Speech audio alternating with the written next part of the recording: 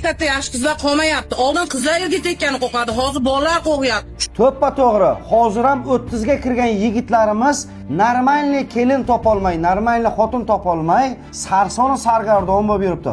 Opamiz vaqti yorib tashlabdi, videoni bir ko'ramiz. Chunki qizlar betarbiya. Ota-onasi chatadi qizlarni, to'g'rimi o'rtam mana? Chunki jichi urush bo'lsa qaynota kelyapti qiz tomon kuyov bilan urushgani. Oldin bizni paytimizda qaynatalar bizlarimizni uyga arazlab borsa urib borib qo'yardi-da qaytarib. Hozir ular bo'lmayapti. Ikkita bolani tug'ib Turkiyaga, Dubayga ketyapti ishlagani. Kuyovda alimentga beryapti.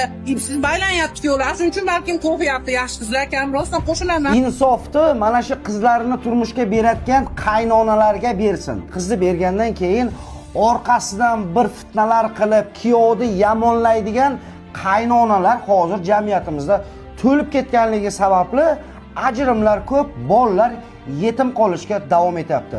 Aytadiki eskilarimiz, onasini ko'rib qizini ol deb.